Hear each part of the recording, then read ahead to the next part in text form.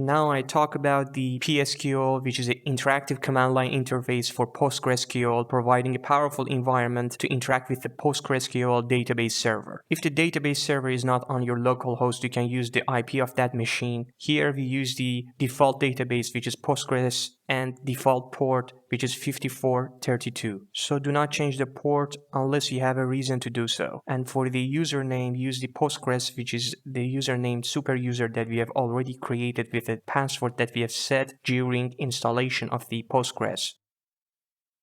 Now that we have opened up the pSQL interactive shell, we can run SQL commands in this environment. For example, select returns information, and the version function returns the version of the PostgreSQL installed on our machine. I run another command as an example. For example, select now to return the time, but I have to enter the semicolon at the end so the PostgreSQL interactive shell knows that the command has ended and can run that specific line. On the shell before the hash sign, you see that we are currently on the Postgres database. We can create another database by using the create database command and name our database. Here we name it colors. To get the list of databases available, we can use the \l command. This command returns the list of databases available. We have colors that we have already created, Postgres, which is super user template 0 template 1. In PostgreSQL, \c is a meta command used in the PostgreSQL command line interface, or pSQL, to connect to a specific database. It's a shorthand for the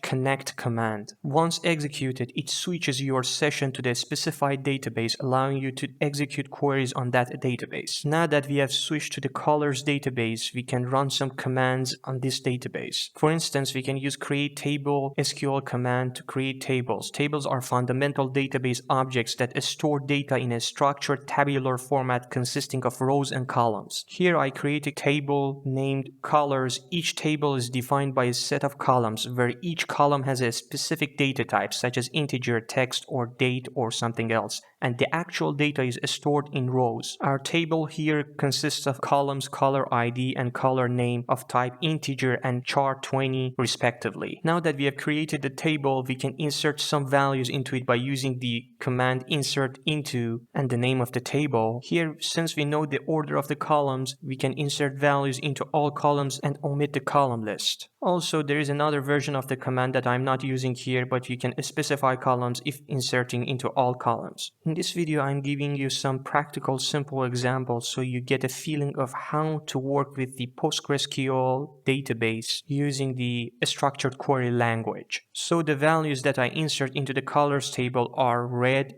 green, and blue.